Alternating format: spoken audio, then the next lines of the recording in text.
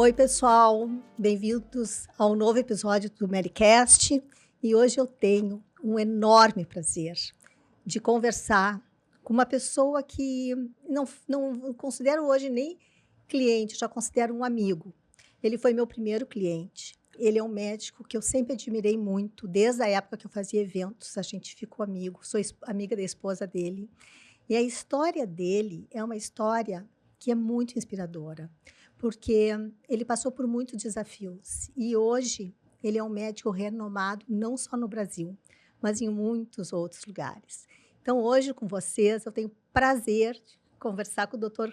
Mirandolino Batista Mariano, meu amigo e a pessoa que apostou muito no meu trabalho. Então, hoje, eu quero te dar boas-vindas, te dizer que eu estou muito feliz de estar aqui comigo, de ter dedicado esse tempo, que eu sei que para ti é preciosíssimo, porque é muita correria, são muitas atividades ao mesmo tempo, né, doutor? Então, venho aqui para bater um papo contigo, para escutar um pouquinho a tua história e até os novos projetos. Então, Mary, muito obrigado pela oportunidade de conversar um pouco e relembrar o tempo que nós trabalhamos juntos, desde quando tu estavas na Office Marketing, depois trabalhando solo, e me sinto em casa.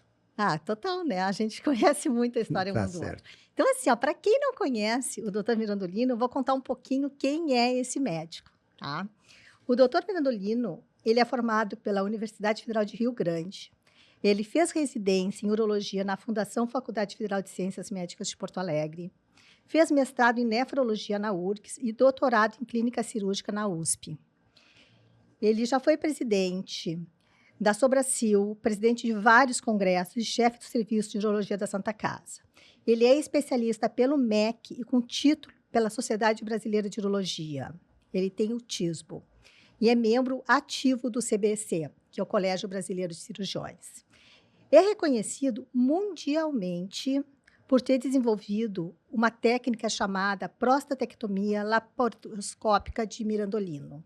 Essa técnica cirúrgica serve para a remoção de tumores benignos da próstata. O Dr. Mirandolino, ele criou essa técnica e ele publicou no periódico científico e depois ele vai nos contar como chegou nisso aí. Além de tudo, e como se não bastasse, ele é um dos pioneiros da cirurgia robótica. E isso foi um divisor de águas na cirurgia, como foi na época a videocirurgia também, né, doutor? Então, é possível que muitos não conheçam a história antes disso aí do Dr. Mirandolino, que ele já foi estivador, ele já foi taxista, já foi vendedor de sapato, já foi tantas outras coisas para poder realizar esse sonho de ser médico, que eu acho isso assim uma inspiração para muitas pessoas. E, doutor Mirandolino, conta a tua história. Por que tu decidiu fazer medicina? Por quê? Antes da medicina até, porque tu decidiu estudar, né? Obrigado pela oportunidade. Eu preciso relembrar um pouquinho da minha infância para poder entender o que aconteceu comigo. Eu realmente podemos conversar tive porque a câmera agora alguns privilégios. Eu nasci em Palmeira das Missões, de 3 irmãos, eu era o mais novo, e com 2 anos de idade, a minha avó paterna teve uma paralisia geral progressiva e ficou tetraplégica. Então, por questões de que a minha tia que cuidava dela não tinha como dar assistência às 24 horas, foi solicitado que um dos netos fosse morar com a minha tia para poder alcançar água, abrir a porta, fazer algumas coisas. E, dentre várias tentativas, sobrou para mim. Privilégio, porque eu saí de Palmeira das Missões, que era no interior do campo, onde meus pais moravam, e fui para Santo Ângelo morar com a minha tia para servir, ajudar a minha avó a fazer as coisas que tinha que fazer. E ali eu tive uma líder. A minha tia era alfabetizada, não tinha cultura, mas tinha bom senso. E ela, desde pequeno, me disse, tu tem que estudar, tu tem que evoluir, porque senão tu vai ser colocador de pedra na rua. E isso, tu tá vendo o que está acontecendo, era um calor danado, e a gente via realmente os pedreiros colocando as pedras, fazendo os calçamentos na rua. Para quem não estudar, é isso aí. Se tu quiser estudar, tu vai ter que fazer diferente. E eu fui crescendo assim. Quando eu estava com 6 anos para 7, ela resolveu me colocar, então, no colégio. A minha avó estava cada vez mais debilitada, e ela então não tinha outro jeito. A minha avó acabou falecendo e ela me levou para colocar no colégio, só que eu não tinha registro, eu não sabia a data que eu tinha nascido, já estava com 6 para 7 anos. Então ela conseguiu ajeitar ali de uma maneira que eu fosse registrado com a idade. Eu fui registrado em 8 de maio, na verdade eu tinha nascido dia 28 de julho.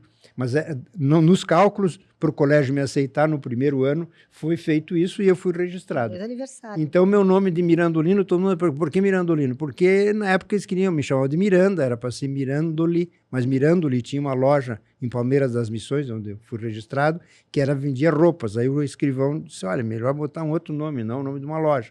E com isso acabou Mirandolino. Então, hoje, eu tenho muito a agradecer a essa minha tia que me convenceu que eu tinha que estudar. Eu fui, então, para o primeiro ano, fiz os 4 anos primários no Onofre Pires, em Santo Ângelo, e ela também com o problema econômico, porque ela trabalhava no Curtume dos Baços e trabalhava como cozinheira nos finais de semana e fazia limpeza nos edifícios, nos consultórios e nas casas, e eu assim ajudava ela, porque ela me levava junto para carregar balde, para essas coisas, e eu fui, então, desde pequeno, com a ideia de que se trabalhava, valia a pena. E daí ela conseguiu, através da dona Veronese, que era uma professora de religião, me colocar no seminário. Porque ela não tinha condições de me manter no colégio público. E era uma oportunidade de eu ter um acesso para estudar. E daí, então, ela dizia, eu pago meia bolsa e tu trabalha lá para pagar outra meia bolsa. Então, com 9 anos para 10, eu terminei o primário e fui para o seminário. E foi, assim, onde eu aprendi a estudar, onde eu aprendi disciplina, onde eu aprendi regras, horários, e tenho alguns exemplos que eu posso dar. Por exemplo, o doutor Vinícius Galhaçi, que é um engenheiro hoje muito conhecido aqui no Rio Grande do Sul, foi meu colega de seminário. Então, ele teve também uma vivência muito parecida com a minha, e ali nós aprendemos a estudar. Mas eu realmente não tinha vocação para ser padre, mas eu tive a oportunidade de treinar, de me educar e pegar disciplina. Eu acho que isso foi o que os padres me deram. E a partir, então, desse momento, quando estava indo para o 2º grau, eu decidi que eu tinha que sair do seminário. Eu não tinha jeito, eu tinha vergonha. O que eu vou contar para minha tia que eu vou sair do seminário? Mas não teve a solução, eu tive que fugir. Eu fugi do seminário e aí consegui em Porto Alegre, quando eu vim para cá procurar parentes e tal, não achei, mas achei uma pensão, e a dona Pipa, que era a dona da pensão, me acolheu. Eu, então, ali fiquei alguns dias, ela notificou minha tia veio, e aí, então, me colocou dentro da Real. Eu tinha feito uma coisa errada, que eu tinha que estudar e tal, mas aceitou, vai continuar estudando, vai. Então, consegui uma vaga no Colégio Júlio de Castilhos, à noite, no Julinho, naquela época, e consegui um emprego de contínuo na Intercap, companhia de capitalização que tinha na Doutor Flores. Eu trabalhava durante o dia de office boy, entregando as coisas, fazendo as coisas que precisava lá, para ajudar a pagar a minha manutenção, porque no Julinho já era mais barato, era mais fácil de estudar. Claro. E nesse momento, então, claro, com o convívio com os colegas, eu descobri que todos eles que queriam estudar tinham que fazer cursinho. Então, vou fazer cursinho. Mas como? Pois é. Aí, também, dos professores que davam aula no Julinho, na época, alguns eram professores do Mauá, outros do Steinbrück, não lembro esses cursinhos naquela época lá, e um dos professores do Mauá, tinha o doutor, que eu me lembro muito bem, o doutor Lusato e o doutor Quemelo, e eles me conseguiram meia bolsa. Então, já foi assim, bom, eu vou então fazer o cursinho de manhã, vou estudar de tarde e faço o Julinho de noite. E graças a Deus eu consegui fazer isso, e no final de agosto para setembro eu consegui uma vaga na JUC 1, que era a casa de estudante que tinha na Lima e Silva, com a Luiz Afonso, onde os estudantes que vinham do interior ficavam, e daí tu tinha um preço simbólico, na verdade, que a gente trabalhava, e daí também ajudei. Na época tive um outro exemplo que me ajudou muito, foi o doutor Armando Abreu. Ele era o diretor da JUC. Hoje ele é radiologista muito conhecido. E ele, então, fazia o rancho para a semana toda na subsistência, que hoje é onde fica o Zafari da Lima e Silva. E eu ajudava ele a fazer essas coisas e tal, para pagar menos. E assim eu consegui me manter e fazer o vestibular, e passei no primeiro vestibular. Daí já direto na Universidade Federal de Rio Grande. Então, naquela época, o vestibular era unificado e era feito no Hospital de Clínicas, em Porto Alegre, e eu não tinha condições econômicas de fazer a inscrição para 5 universidades que tinham na época. Eu me inscrevi para a URGS e a senhora que era cozinheira lá na JUC me emprestou dinheiro e eu completei e fiz vestibular. Me emociona isso. Ai, mas que bonito. Olha, pode. Aí eu fiz vestibular para medicina na URGS e em Rio Grande. E eu fui classificado para Rio Grande. Aí fui para Rio Grande e lá, sim, estou na faculdade, vou fazer minha faculdade. E daí lá eu tinha que fazer, o dinheiro que a minha tia me dava era irrisório, não tinha como me sustentar e tinha uma despesa e eu vou dar um jeito. Então aí eu fui, primeira coisa que eu descobri lá que era muito fácil de sobreviver era trabalhar no porto. Naquela época não existia máquina de carregar navio, era no braço. No lombo? Na cabeça. Então ficavam 2 dentro do navio e 2 embaixo. E a gente chegava com a cabeça, um pegava, colocava, tudo chegava no caminhão, os 2 tiravam. Era assim que funcionava. Então, era um grão, era né? Horista. A gente trabalhava por hora. Então, trabalha 5 horas, 4 horas, tá aqui teu dinheiro, vai embora e tal. E a gente foi assim, foi que eu comecei a juntar o dinheiro. E dava. Era impressionante que aquilo para mim, aquele dinheiro era suficiente para mim manter as minhas despesas básicas. E assim eu fui gradativamente descobrindo que eu tinha outras coisas para fazer. Fiz carteira de motorista. A dona Alcíria, que era a dona da pensão que eu morava, ela tinha uma pensão na Bacelar, lá em Rio Grande, e ela tinha um posto de táxi que ficava na praça, na frente do Hotel Charrua. Então, aquilo ali, de madrugada, não tinha os filhos dela que trabalhavam no táxi, me liberaram e eu passei, então, a ser motorista de táxi de noite. E, claro, bem mais fácil do que coquear saco no porto. E com isso, então, eu fui pagando as minhas despesas, me mantendo e tal, e assim eu consegui terminar os cursos, todo o meu treinamento básico, sem perder nenhum ano. Eu me lembro que tem também aquela história das apostilas que tu copiava e conseguia vender. Como é que se chamava? Era apostila mesmo. Nós éramos 2 colegas, o Naldo Vigert, que hoje mora e foi prefeito 2 vezes lá em Santo Augusto. Ele tinha máquina de mimeógrafo. Então, nós copiávamos as aulas do professor Varela, principalmente, e do professor Pena, e escrevíamos e mimeografávamos. E tivemos o apoio também do Dr. Dirceu de Conto, que fazia taquigrafia. Então, ele tinha muita facilidade de pegar o texto sem perder conteúdo. E depois nós transcrevíamos, escrevíamos, imprimia em mimeógrafo e vendia para os alunos. Que loucura isso. E isso dava um troco bom também. Então, tanto para o Dr. Naldo Viga, se ele um dia ver essa entrevista, ele vai se lembrar. Ainda, né? Porque tinha que prestar atenção na aula. E isso já servia como estudo também. Claro. E conseguimos, então, com essa maneira de buscar sobrevivência, conseguir também um emprego de atendente psiquiátrico, e daí melhorou, porque eu fui morar dentro do hospital psiquiátrico. Então, eu trabalhava como enfermeiro, e dava para trabalhar à noite, eu conseguia estudar, conseguia assistir minhas aulas, e eu fiquei algum tempo lá. Tive algumas coisas afetivas também, conheci uma moça que era cunhada de um dos médicos que trabalhava lá, mas ela tinha um padrão muito alto de vida e eu não pude acompanhar. Então, eu acabei com o namoro dela e conheci, nesses intercursos, a Ieda, que é hoje a minha mulher, na esquina... Que é uma pessoa que te ajudou muito. Na esquina da Igreja do Carmo. Encontrei ela e a partir dali a gente começou a namorar e em seguida a gente casou. Eu estava no 4º ano de medicina. E daí fizemos um acordo. Ela estava fazendo faculdade de Belas Artes, ela interrompeu, casamos e ela se mudou para lá, trabalhava 3 turnos, de manhã e tarde, para me ajudar, para me poder me formar. E eu consegui me formar com a minha turma de 6 anos. Então isso foi assim, ajuda da minha tia, ajuda da minha mulher, e eu consegui ser médico sem perder um ano. Bom, depois que eu fiz isso, daí tu quer que eu conte bem a história, eu tive um outro problema. Na época, eu tinha idade suficiente para conseguir adiamento de incorporação, que era período militar, época da ditadura. Eu tinha direito, e não me apresentei. Eu tenho direito de isenção do serviço militar, eu posso adiar, e não me convocaram, e eu disse, eu vou fazer residência na Santa Casa, eu tinha vaga garantida e tal, e não fui. Aí, passou 2 dias, eu fui preso direto para o 6º Batalhão de Alegrete. A minha mulher nem ficou sabendo depois que eu já estava lá preso no xadrez. Mas foi porque eu tinha o direito à incorporação, mas por uma questão de um dos convocados ter desistido, o coronel mandou convocar alguém, e o sargento passou o dedo na lista e caiu ali e fui eu.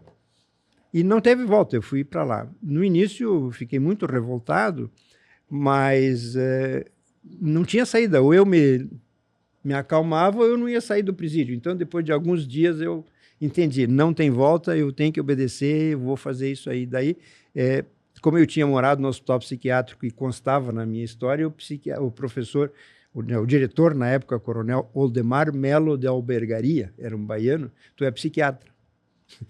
Eu não sou psiquiatra, eu quero fazer cirurgia. Não, aqui quem manda, você já sabe. Você já sabe, aqui tem hierarquia e eu que dou as ordens. Sim, senhor e tal. E eu obedeci. Então eu passei a ser psiquiatra, passei a abrir um consultório num local, um centro médico que tinha na cidade, que era junto com o Dr. Marchek, o pai do professor Marchek aqui de Porto Alegre, e eu junto com eles ali eu consegui abrir um consultório, está lá mirando, era Mariano, botaram o nome de guerra, Mariano psiquiatra. Tudo bem, fiz os 365 dias de quartel. Mas contando nos dedos quantos faltavam. E não posso me queixar, porque foi de novo uma lição de que tem que ser humilde e tem que obedecer, tem que ter disciplina. Isso me deu muito abalo no início, mas eu aprendi a lição. Se eu for humilde e obedecer, eu vou conseguir fazer as coisas andarem. Aí consegui até comprar um carro e comprar um apartamento com o dinheiro que eu te ganhei lá naquele ano. Então, daí eu decolei. É isso que eu noto, assim, sabe? Te conheço há bastante tempo e sempre me chamou a atenção essa tua característica de ser extremamente disciplinado e muito humilde. Me chama a atenção um dia que a gente estava conversando há pouco tempo atrás, mexendo no celular, acho que alguma coisa de redes sociais e coisa, e alguma senha não funcionava e coisa, o Lucas estava junto. E tu nos marcou, porque automaticamente, a hora que tu não conseguia alguma coisa, tu chegou e botou assim, que interessante, tu disse. E eu, no teu lugar, eu teria pé da vida que eu não estava conseguindo acessar aquilo. E a tua reação é uma reação de cientista, que diz assim, se a gente não tem a solução, que interessante, então nós vamos ir atrás, vamos tentando. E isso mostra muito essa coisa da determinação, da disciplina, que cada vez a gente vê que é fundamental para a gente vencer na vida. Daí dizem assim, o doutor Mirandolino tem sorte, né? Tem aquela frase do jogador jogava golfe, e quanto mais eu treino, mais sorte eu tenho. Né? É mais ou menos assim. Realmente, eu não posso me queixar da sorte, realmente eu não posso me queixar. Mas eu fiz a minha parte. Fez bem, né? Fiz a minha parte. Aí, só para responder a tua pergunta, por que eu fiz medicina, quando eu estava no internato, muita coisa me marcou em relação à educação e à formação que os padres me deram, que foi muito forte e tinha muita coisa relacionada ao comportamento. Então, a minha ideia era realmente sair de lá e fazer alguma coisa relacionada a comportamento, e dentro da medicina era a psiquiatria. Então, quando eu entrei no hospital psiquiátrico como empregado, eu fiquei com a ideia clara que eu ia fazer medicina e ia fazer psiquiatria. Mas aí eu sofri a influência do professor Ricardo Saldanha Oliveri, que era um dos professores uruguaios que vinha dar aula em Rio Grande, e ele tinha um problema de tempo, então ele operava e tinha que voltar para o Uruguai toda semana. Então ele precisava de alguém que cuidasse dos doentes, trocasse a sonda, fizesse curativo, e ele me elegeu para fazer isso aí. E daí ele disse, tu tens mão, eu acho que tu pode ser um bom cirurgião. Pensa bem no assunto, eu acho que é melhor tu fazer cirurgia do que psiquiatria. E ele me fez a cabeça. E eu realmente fiquei com aquela ideia, assim, acho que eu posso fazer cirurgia porque eu tenho habilidade manual. E daí ele me deu uma outra dica muito importante na época, assim, tu tens que procurar um cirurgião que tenha nome, que tenha experiência, e quando tu tiver que fazer teu estágio, procura o professor Tirso dos Santos Monteiro. Famoso doutor. O professor Tirso Monteiro era o professor titular da URGS, e ele era diretor das duas faculdades de medicina, e antes de ele vir para o Hospital de Clínicas, ele era da Santa Casa, depois ele veio para o Clínica. Mas na época, ele estava cercado de médicos, tinha vários assistentes dele, não tinha como chegar perto, era quase que uma barreira. E nesse momento também aí tem aquelas coisas que Deus ajuda. Estava chegando dos Estados Unidos o professor Carlos Ari Vargas Soto, que tinha feito a formação dele na Califórnia, e em seguida veio o Dr. João Alfredo Zopas também. E eu grudei nos dois.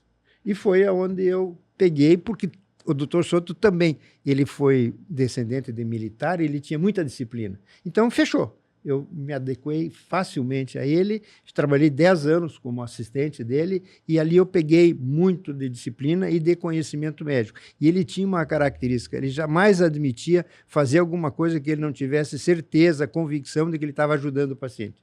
Ele era muito rígido nisso aí. E ele passou, não só para mim, mas para os outros colegas meus também, essa ideia, e eu trago até hoje ele como modelo para assim, ó, faça bem feito e procure ajudar o paciente. Nem tudo vai dar certo, nem tudo a gente consegue resolver, tem os casos que não tem solução, mas o que depender de tu fazeres bem feito, faça bem feito. Então, isso eu agradeço muito ao Dr. Soto, que foi uma das pessoas que marcou muito na minha vida. Isso aí foi bem no início, né? Mas daí tu já tinha vindo para Porto Alegre, né? Então, foi quando eu comecei a fazer o estágio para fazer a residência, foi essa coincidência. E daí eu fiquei com ele mais de 10 anos. Então, peguei todo esse conhecimento com ele. Então, foi muito importante para mim. Corre, faz mestrado, faz doutorado, faz uma série de especializações.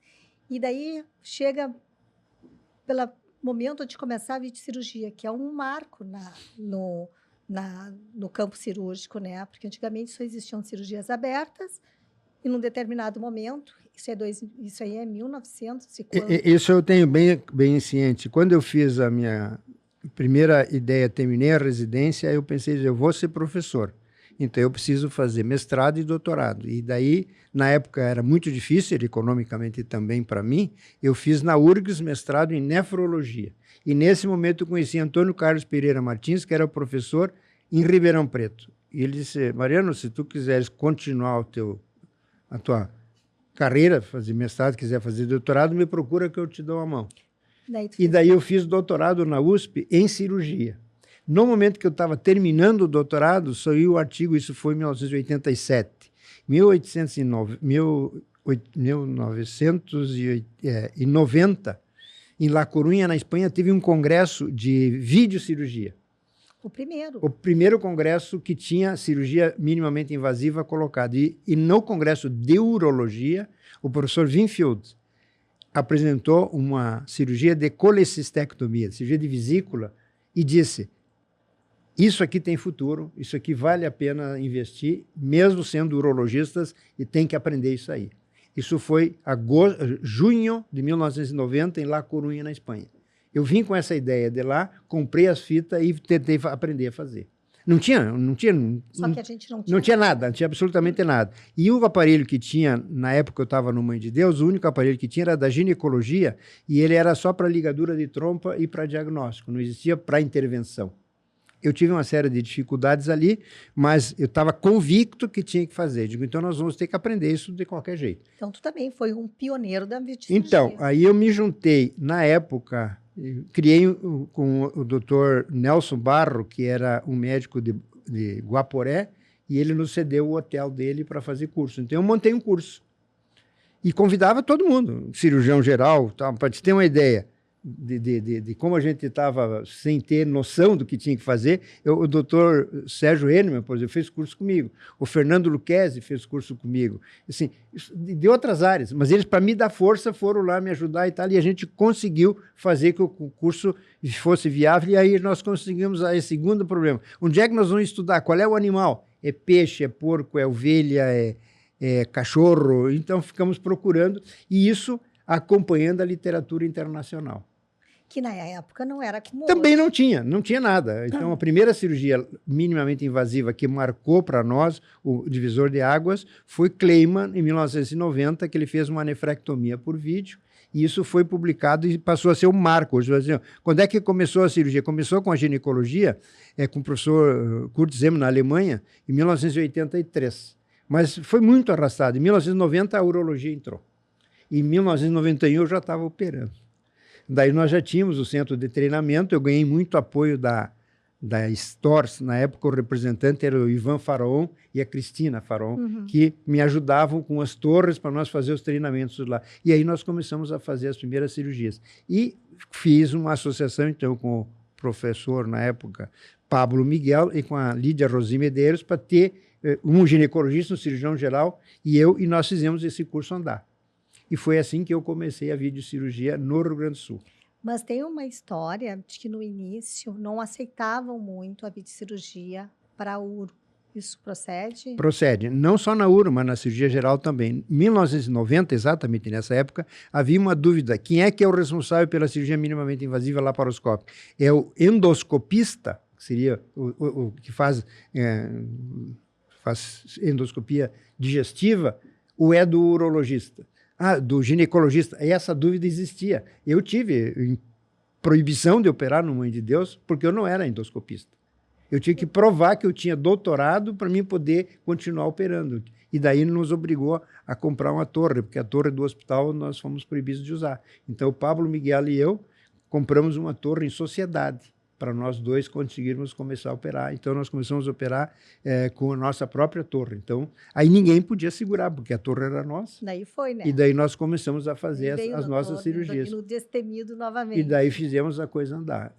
Claro, aí o curso que nós tínhamos, o curso em Guaporé, ele cresceu, depois nós fomos para a Universidade de Passo Fundo, depois a gente fez um curso junto com o Dr. Gilvana Eiva Fonseca em Goiânia, que era um curso que se tornou conhecido, o Urovídeo, se tornou muito conhecido, só que com a evolução, evidentemente, as empresas e aí todos os hospitais se deram conta. Na época, nós tínhamos que ter o próprio equipamento. Então, por volta de 2008, 2009, os hospitais passaram a assumir a cirurgia minimamente invasiva, compraram as torres e nos convidaram a retirar as nossas dos hospitais. Tudo bem, então eles passaram a assumir.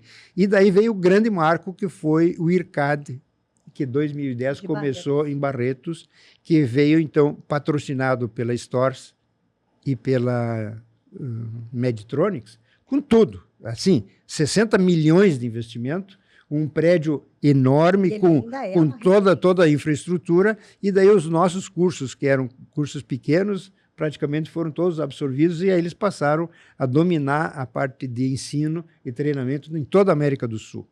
E, claro, como a gente também tem que estar atento a isso, eu me associei a eles e passei a fazer parte do corpo docente. Hoje eu dou aula lá desde o primeiro curso e, para ter uma ideia como isso evoluiu, 70% dos alunos do último curso agora não são brasileiros.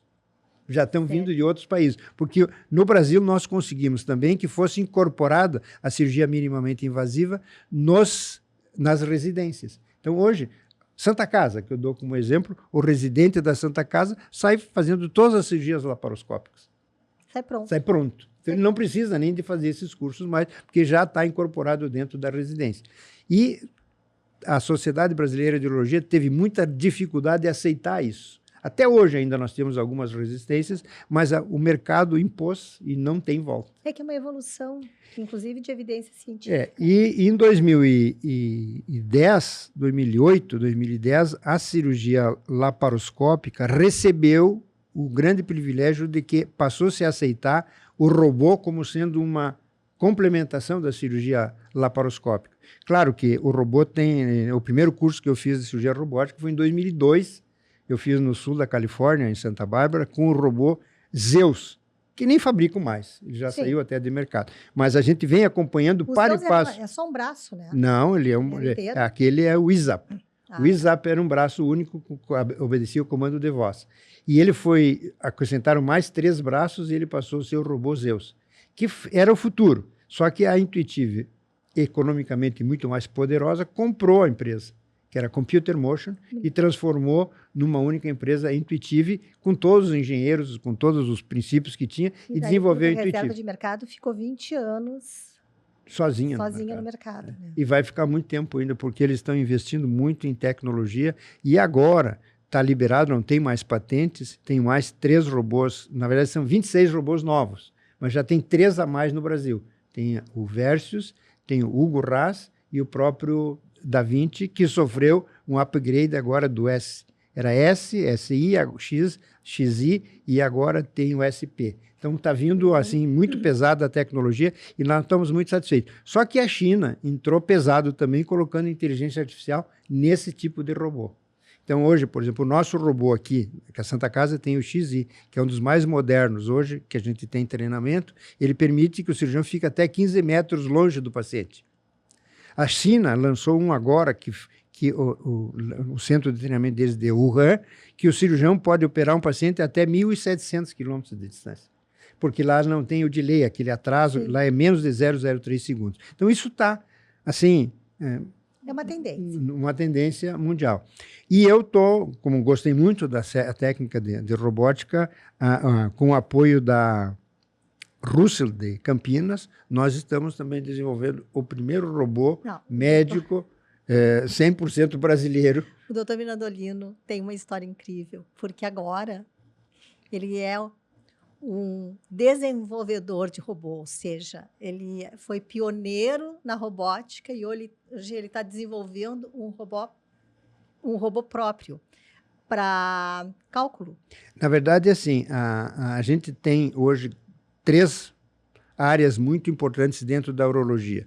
Uma é o câncer. Então, a oncologia dentro da nossa área está mais ou menos bem definida com a presença desses robôs que já existem, que é o Da Vinci, que é da Intuitive, tem o Hugo Ras, que é da Meditronics, e tem o Versus, que é da CMR. Então, já temos esse e tem outros chegando. Mas na parte de cálculos renais, que a litíase é uma segunda área muito importante dentro da urologia, nós estamos tendo alguns estudos já feitos na Europa, mas no Brasil a gente não tem nenhum robô para isso. Então, ainda o Russo, que investe muito em manutenção e equipamentos de cirurgia para cálculo, aceitou a ideia e estão em convênio com a Cimatec, que é o Senai da Bahia, com os engenheiros. Eles começaram, essa empresa, a desenvolver respiradores. Receberam o apoio da NASA, foram escolhidos, então eles têm um convênio com a NASA para desenvolver respiradores. Na época da Covid, isso foi muito importante, e nós entramos com um pedido, um processo para fazer um robô 100% voltado para cálculos renais. Então ele vai comandar o ureteroreniofibroscópio dentro do rim para fazer o dusting, que seria a pulverização do cálculo dentro do rim, com um controle, com um joystick, com um controle remoto. E esse projeto, então, está pronto, ele está agora sendo submetido a Inmetro, a Anvisa, e em maio nós vamos lançar o pedido também para o FDA. Então, tá, quer dizer, é uma perspectiva doutor, boa. Me conta uma coisa, falando agora, assim, primeiro eu não posso deixar de pedir para te contar a história da técnica de Mirandolino, porque isso também é um marco na tua história, né? Contra todos os prognósticos, tu desenvolveu uma técnica que hoje é reconhecida mundialmente como uma técnica super importante. Né? Então, quando nós começamos a nos interessarmos pela cirurgia robótica e pela cirurgia laparoscópica pura, o grande mercado era câncer de próstata. Então, assim, todas as pesquisas, tudo se voltou para a cirurgia de câncer de próstata. Então, havia uma preocupação muito grande nesse sentido. Alguns outros pesquisadores, principalmente dos Estados Unidos, focaram também no câncer de rim e no câncer de bexiga. E nas doenças benignas ficou assim no ar. E eu pensei, a minha tese de doutorado tinha sido cirurgia minimamente invasiva para a hiperplasia prostática benigna. Se eu tinha um bom conhecimento por causa da minha tese de doutorado na hiperplasia prostática benigna, por que não tentar levar isso para melhorar, acrescentando uma cirurgia mais avançada por laparoscopia? Por quê? Porque na minha técnica, na minha tese de doutorado, eu podia fazer cirurgias de próstata por via transuretral, por dentro do pênis, para a próstata até 80 gramas. Então, funciona muito bem, ela hoje é o padrão ouro, pode ser feita com laser, pode ser feito com plasma, pode ser feito com bipolar. Então, hoje está consagrado isso. Mas as próstatas acima de 80 gramas, que eram consideradas muito grandes, continuavam sendo feitas por cirurgia aberta. Então, eu fui para o laboratório, na época em Guaporé, tentar ver se eu conseguia aprender a fazer de um jeito que fosse por laparoscopia. E é muito difícil de fazer por laparoscopia em animais, porque o animal que mais se presta para nós treinarmos é o cão, O porco tem a vesícula seminal muito grande e a próstata muito pequenininha, ele não serve para treinamento para a prostatectomia simples. O cão seria, mas a cápsula prostática do cão é muito delicada. Então, a gente não conseguiu fazer.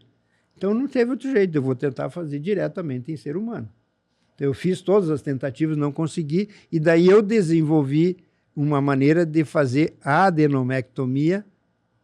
Não conseguia fazer isso, não tinha instrumento, então eu fui numa cutelaria que tem em Passo Fundo, uma fábrica de facas, desenhei alguns instrumentos e eles fabricaram para mim, como se fosse faca. Então, com isso, eu consegui hoje, chama enucleador de próstata, aí as empresas, eu não ganho, não tenho nenhum... Não ganha nada. Tem até um royalty desse enucleador que a Santa Casa tem em convênio com a Biosupply, e a Biosupply começou a fabricar esse enucleador. Então, nós temos hoje, a Biosupply aqui de Esteio, ela fabrica o enucleador que nós utilizamos hoje para fazer a enucleação da próstata por laparoscopia. Eu comecei isso em 97 e só consegui reconhecimento e aprovação para publicar em 2000. Então, em 2002, saiu a primeira publicação mundial, não consegui publicar no Brasil, consegui publicar nos Estados Unidos. Também tem algumas coisas que são de dificuldade, santo de casa não faz milagre, que a gente sabe, mas eu consegui publicar no Journal of Urology nos Estados Unidos em 2000. Em 2000, 5 anos depois, eu consegui replicar isso, aí sim eu consegui publicar já no Brasil, no Journal of Urology, a minha experiência dessa forma, tanto para doença benigna quanto para câncer. E consegui publicar também no European Urology 6 anos de experiência. Então, essa técnica foi tomando corpo, outros pesquisadores começaram a fazer também. Em 2015, o Autorino, lá da Cleveland Clinic, fez um trabalho multicêntrico, do qual eu participei, já entrando a cirurgia robótica junto, e agora ela está reconhecida mundialmente, e assim, é muito mais fácil, inclusive, fazer hoje com o robô do que pela técnica como eu descrevi. Então, já houve até uma evolução nesse sentido. Deve ser assim, ó, deve ser incrível tu olhar para trás e enxergar todo esse caminho lá do início até aqui, né? Porque é uma coisa que é assim, é impressionante a tua capacidade de ter conseguido superar todos os obstáculos e ser o médico reconhecido que tu é hoje, porque muita gente te admira. Então, realmente é gratificante ter essa técnica reconhecida, porque ela contribuiu, e eu disse, eu tenho um pouquinho do meu esforço reconhecido porque está sendo usado mundialmente. Isso aconteceu na hiperplasia prostática benigna e agora eu estou de novo tentando ver se eu consigo um pouquinho de reconhecimento também com esse robô para cálculo renal, que é uma outra área também benigna, mas que tem muita importância. Eu sempre tive voltado a ensino, pesquisa e fazer as coisas bem feitas. Eu nunca tive como prioridade financeiro. Não foi a minha prioridade. Isso era para mim como consequência. Só que não tem jeito. Chega um determinado momento que tu só trabalha e não tem para pagar as contas. Então, aí que eu acabei descobrindo a Mary Grace, que trabalhava na Office Mart, que naquela época nós tínhamos a Solcime. Eu era presidente da Solcime, tu ajudasse a fazer o congresso que nós fizemos no Rio de Janeiro, que foi um sucesso bastante grande. E daí eu fiquei sabendo que tu tinha interesse em fazer divulgação médica. Eu digo, vamos tentar, então. Então, daí foi aí o Dr. Mirandolino foi minha cobaia, porque lembra que ele me ligou dizendo que queria ser o primeiro cliente que tinha que testar. E eu disse, doutor, eu não sei nem por onde começar, vamos começar junto. E daí a gente foi fazendo algumas tentativas, foi trabalhando e conseguiu, inclusive, transformar esse consultório num consultório muito diferenciado. Hoje eu tenho um consultório que na época era um consultório só de convênios, hoje é um consultório 100% privado. Eu não atendo mais nenhum convênio no consultório. Evidentemente que os pacientes, 99% têm convênios, então a gente facilita, ajuda, usa o convênio do paciente em tudo que for possível, mas assim, o meu consultório passou a ser um consultório 100% particular. E muito voltado para a cirurgia, né? Então, atualmente, nós temos as chamadas linhas de divulgação. Como eu me envolvi muito com a cirurgia laparoscópica e passei a ser convidado para dar palestra, para dar curso, isso se torna um meio de divulgação. Claro. E eu passei a ser referendado. Eu assisti uma aula sua e tal, a senhora atende um paciente para mim, então os colegas passaram a me encaminhar doente. E isso foi aumentando, a ponto que o espaço ficou ocupado por pacientes de cirurgia minimamente invasiva especificamente por laparoscopia. Até que chegou o robô da Santa Casa, e desse na Santa Casa, então, a cirurgia minimamente invasiva que eu fazia por laparoscopia pura, eu estou oferecendo para o doente as duas opções, laparoscopia pura, e os pacientes que querem usar o robô, eu ofereço o robô também. E isso praticamente selecionou a clientela. Mas esse dia me ligou um paciente, o senhor ainda faz vasectomia? Né? Vasectomia é da minha especialidade. Eu faço, mas os pacientes não vêm mais fazer vasectomia comigo. Vem paciente aqui para fazer uma cirurgia de prostatectomia radical por câncer, retirar um tumor de rim por técnica minimamente invasiva. Então, os pacientes não chegam a mim. Mas não é que eu não queira fazer, é porque pagar uma consulta inteira para um procedimento pequeno... Eu acho incrível que tu não precisa de marketing em redes sociais. Nem quer. Isso é uma coisa interessante de a gente conversar. Porque... Na verdade, não é que eu não quero. Não precisa. É que eu tenho que aceitar a minha limitação de tempo. Eu tenho hoje, não sou tão criança assim, né? E eu tenho que ter tempo para poder atender. Então, a minha consulta hoje demora em torno de 1 hora. Para mim poder atender um paciente e ter isso aí, eu preciso ter tempo. Então, se eu encher demais a minha agenda, eu não vou poder fazer isso. Exato. Eu vou ter problemas. Não, e o interessante é o seguinte, é que tu fez uma rede tão grande de colegas que te mandam paciente, que hoje... Talvez uma das principais fontes do paciente chegar é um paciente que já passou por algum colega, né? Isso aí é uma coisa que tu cultivou ao longo do tempo. Referência é... Incrível. A grande maioria vem referendada por médico. E também, outra vantagem que eu tenho foi que eu atendo muito médico. Muitos pacientes são médicos também. E eles acabam também me mandando muito paciente. Então, isso realmente me deu uma base assim, de consultório que eu estou bem satisfeito. Mas eu não abro mão da mídia, não. Eu acho que é importante. Não adianta só fazer bem. Além de fazer bem, tu tem que apresentar, porque hoje a gente precisa dessa divulgação. Então, eu acredito que quem não faz marketing, tudo bem, mas ele tem que ter muita bala na agulha para não precisar fazer marketing. Não fazer nada, né? Fazer pelo menos o mínimo, né? O mínimo e fazer bem feito. Mas, doutor, me conta uma coisa. Como é que está hoje a questão do câncer de próstata, falando agora para paciente, assim, ó. Tem até um livro, né? Esse livro o doutor Mirandolino escreveu junto com o doutor Gilvan Neiva, é Sem Medo do Dedo. Isso aqui nós fizemos, qual foi o ano que a gente... 2014. 2014. Já está superado esse livro. Ele já tá, eu estava lendo, já tem coisas novas aí que não tinha naquela época. Né? Mas foi uma atitude muito interessante no sentido de a gente ter um material para entregar para o paciente, para educar o paciente de que como é importante se cuidar, né? Esse livro é um livro feito para leigos, não é para médicos, e ele é ilustrado, a letra grande para todo mundo poder ler. Hoje, nós estamos enfrentando uma crise muito séria em relação à competitividade global. A ponto de o INCA, o SUS e tal, lançarem campanhas dizendo que não precisa fazer toque retal, que não precisa fazer PSA. Infelizmente, isso não é fake news, não é mentira, isso é verdade. Infelizmente, isso está acontecendo. Outra coisa que está, na minha maneira de ver, sendo muito triste, mas essa migração da cirurgia presencial para a cirurgia, da medicina presencial para a medicina virtual. Essa telemedicina. Essa telemedicina, ela traz um prejuízo imensurável para a relação médico-paciente. Na minha maneira de ver, eu estou falando por mim aqui, a minha maneira de ver, não existe o que substitua uma consulta presencial. O paciente precisa ser visto, precisa confiar no médico, precisa ser examinado. Eu não tenho como fazer um toque retal, examinar uma próstata por telefone, por WhatsApp, não tem jeito. Eu preciso da presença física do paciente. Então, as minhas consultas são presenciais. Eu não tenho feito... Claro, eu mando um atestado, eu dou uma receita, alguma coisa, eu me comunico com os pacientes através da receita digital que o Conselho Federal de Medicina criou. Mas a consulta, ela precisa ser presencial. É outro vínculo. E no caso do câncer de próstata, nós precisamos sim fazer prevenção, precisamos sim fazer análise. E eu posso dar como exemplo, nós temos assim, na nossa própria especialidade, colegas urologistas que morreram com câncer de próstata. Então, câncer de próstata mata.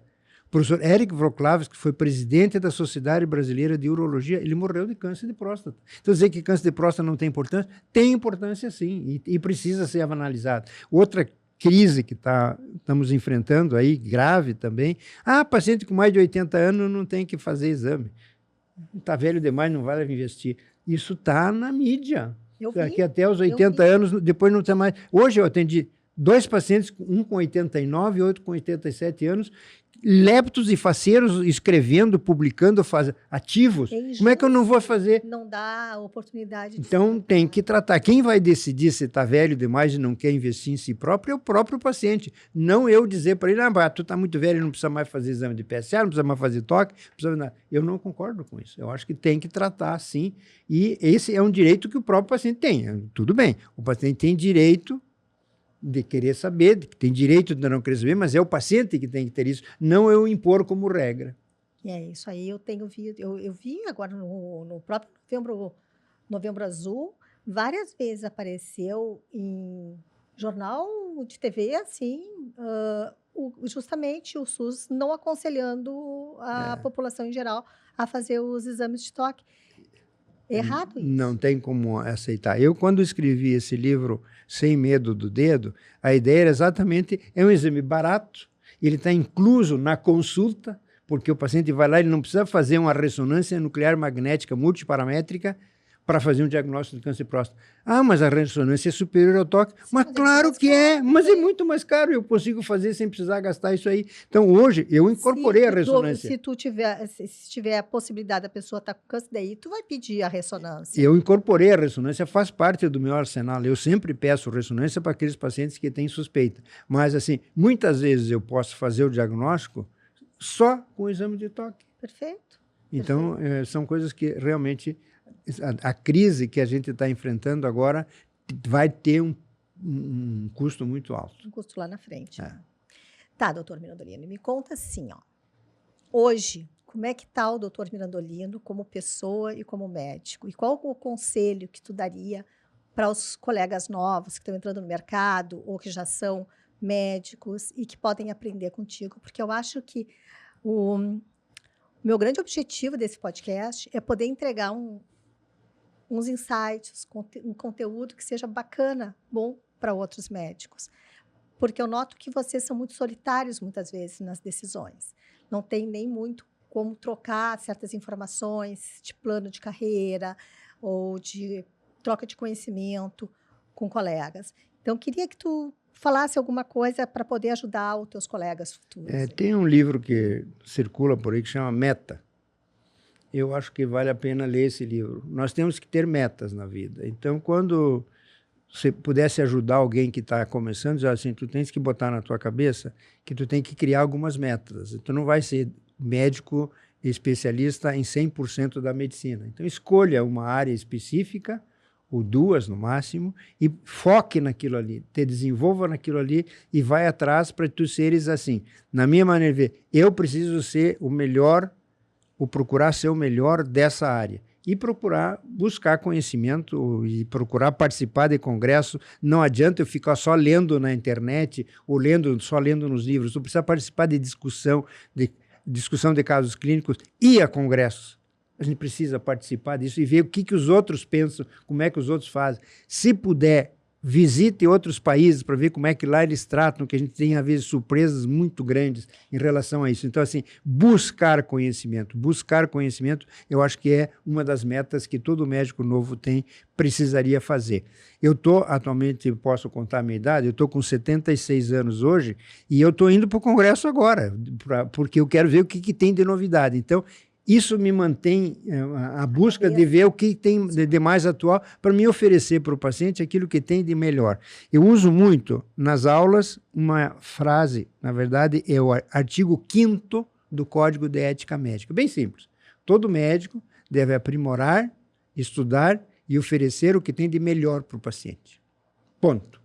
É isso, esse é o artigo 5º do Código de Ética Médica. Lá não diz se tu tem acesso aqui, se é mais barato, se o convênio paga, não tem nada disso, é simplesmente essa é a frase. Parte do princípio do melhor. Agora, se a pessoa não pode ter esse padrão, daí vai ver as outras possibilidades. O médico tem obrigação de oferecer as alternativas. Ele tem a obrigação de oferecer o que tem de melhor. E para ele oferecer o que tem de melhor, só tem um jeito: é estar atualizado.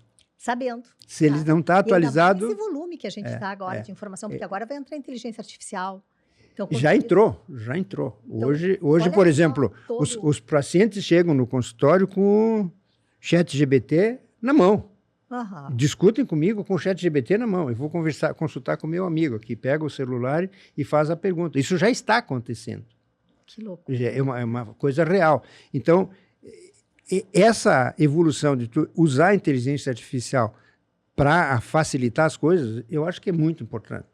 Muito importante, porque tu está atualizado, tu estás acompanhando, e isso vai te facilitar. Mas, assim, buscar o conhecimento e poder dizer assim, ó, o que tem de mais moderno hoje? O que tem de melhor?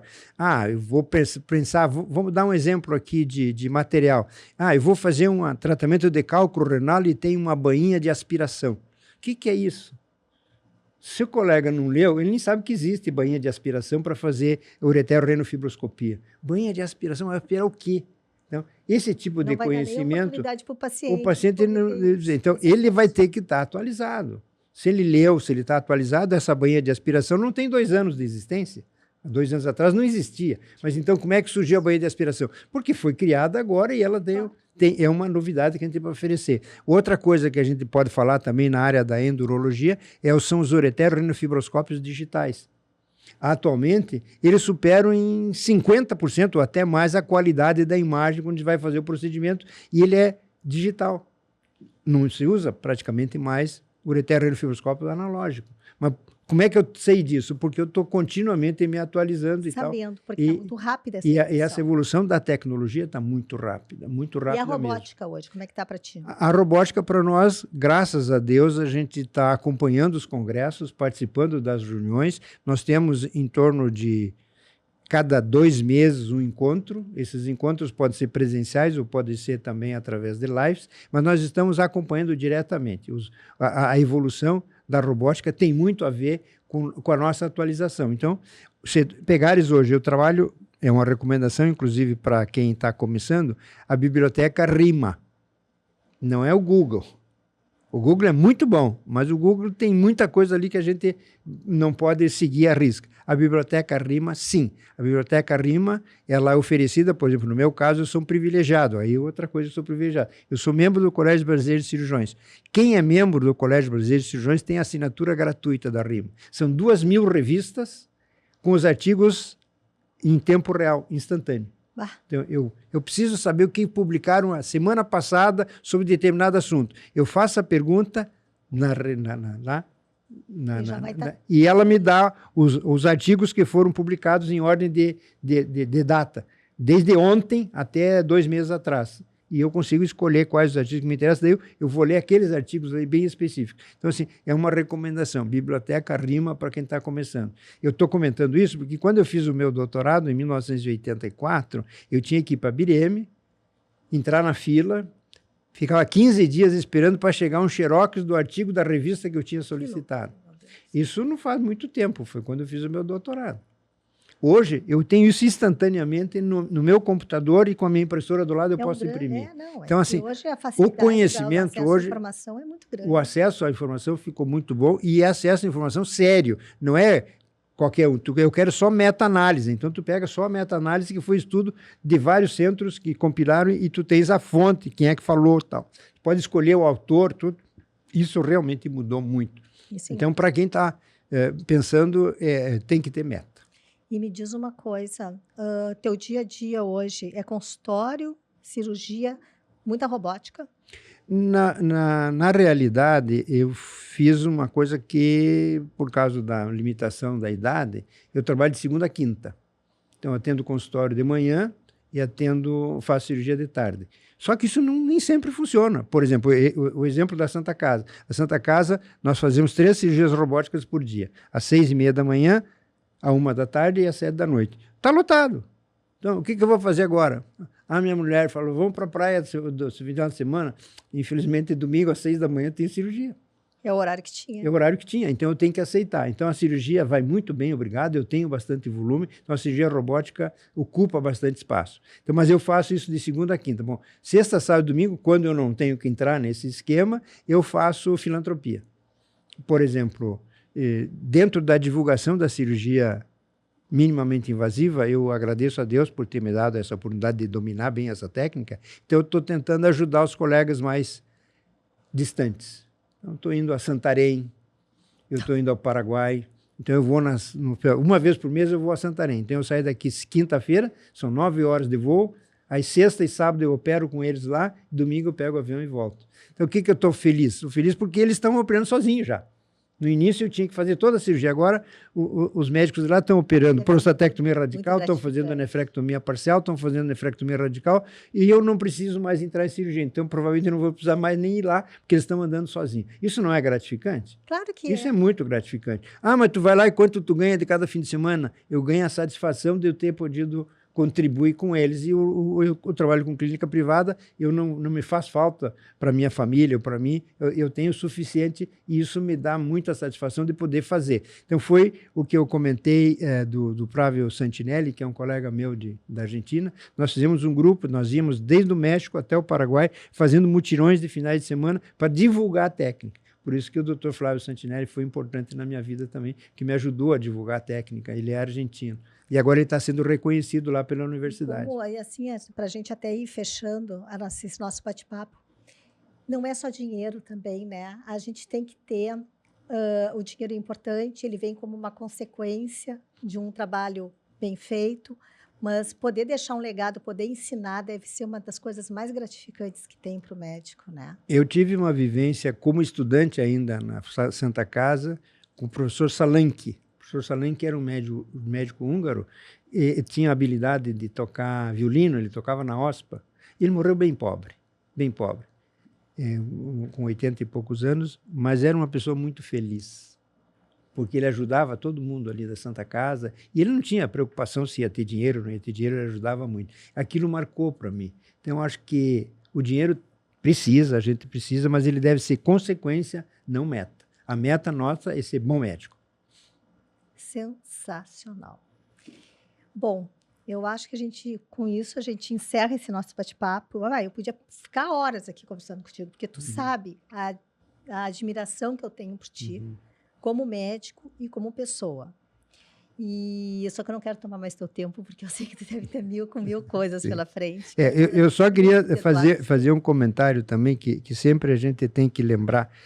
Por mais que tu te esforce, por mais que tu te dedique, nem sempre tudo dá certo. Às vezes porque medicina não é matemática. Então, tu vai ter os teus insucessos também, situações que tu te esforçou o máximo e tu não obteve aquele resultado que queria. E às vezes isso não é bem compreendido. Ah, foi culpa do médico, foi um erro do médico. Muitas vezes não é. A gente fez tudo que podia e não teve o resultado que teve. Às vezes um desfecho de um paciente com câncer ou com uma outra doença lá, ele acaba tendo um desfecho que a gente não gostaria de ter. Claro. Mas isso faz parte da nossa profissão, então eu tenho realmente dificuldade de administrar isso, que eu gostaria só de ter sucesso. Mas faz parte da nossa profissão aceitar também que nem tudo é nós que resolvemos, nós resolvemos o que está ao nosso alcance. Tem um cara lá em cima também, tem algo que a gente também tem que ser humilde, se dar conta. E aceitar que a gente tem limitações. A gente tem limitação. E a vida também não é para sempre, né? Mas, Mary, muito obrigado pela oportunidade de falar e contar um pouquinho da minha história. Muito obrigada mesmo, mas muito obrigada. Gente, então a gente está terminando esse podcast, que vai estar no YouTube e no Spotify agora em janeiro. E eu quero agradecer muito a audiência de todos vocês. Se inscrevam no canal, curtam, compartilhem. Eu vou colocar depois o Instagram do Dr. Mirandolino aqui e também depois eu vou passar o link para ele colocar nos canais dele. Um abraço a todos e até a próxima.